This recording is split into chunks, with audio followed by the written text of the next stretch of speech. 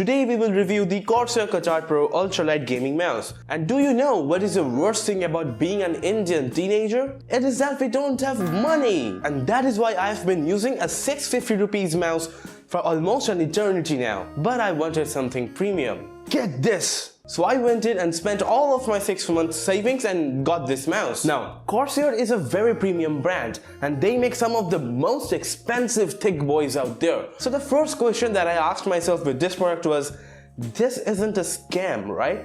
Because yeah, this thing just cost 1700 rupees and that's not what Corsair would normally do, right? And no matter how much I tried to stop my fingers, it went all in and boom, the mouse was arriving within a few days. As soon as this thing got delivered, I was amazed how Corsair was so busy in making yellow and black their official color. This color was seen in the M65 mouse as well. And when I went into unboxing this thing, I found that it was already battered. Come on, Corsair. And from the box, this thick boy came out. I was amazed with this. Corsair is making engineering feats with their product packaging. Just look at this thing.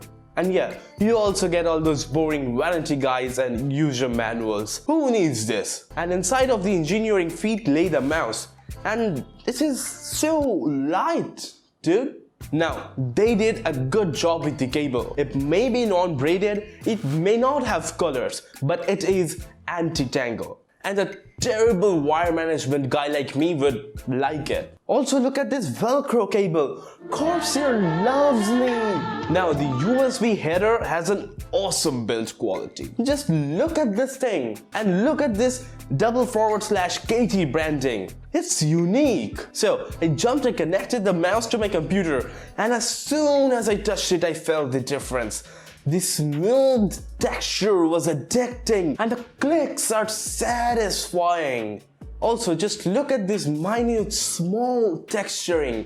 You might just ignore it in the first look, but this makes the grip so much better. Now, the problem with most small lightweight mice is that they would focus on claw grip completely. Now that doesn't happen with this thing. You guys with fingertip grip will love it as well. But I am kind of a palm grip person, so I have been adjusting with this thing for the last couple weeks. Also, my hand is kind of big, so a little bit of my fingers keep hanging out of the mouse, but I get a complete and good grip of it. That's crazy, especially my old mouse, the crappy one, was so big, and this thing obviously gives an edge in maps like Shipment in Call of Duty, for example. And speaking of grip, this thing has 6 buttons. Now that is okay at this price point, probably better than most of the competition. And do you know how much this thing weighs? 69 grams. 69. Nice job, Corsair. I'm proud of you.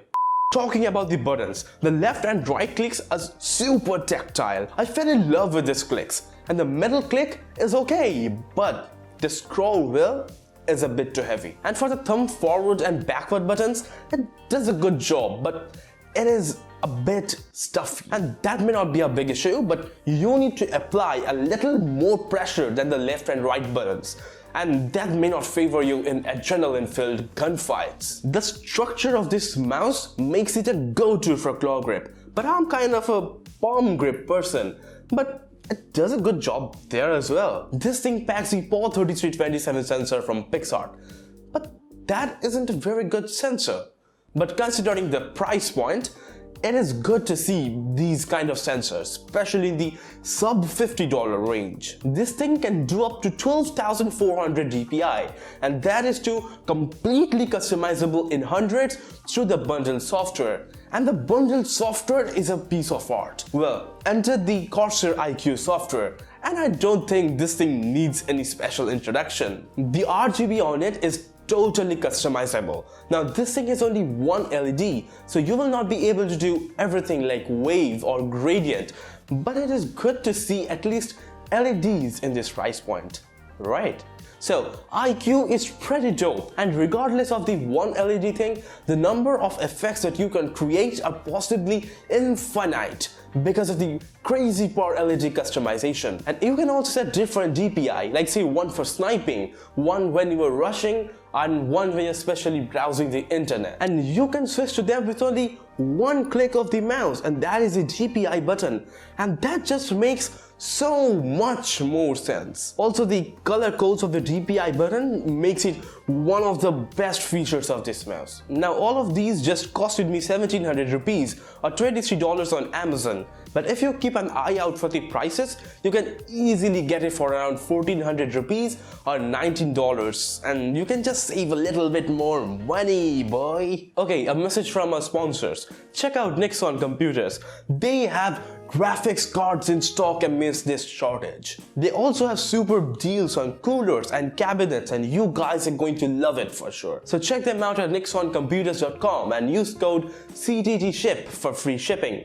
Links will be in the description. Okay, so for the bottom line, this mouse is pretty dope.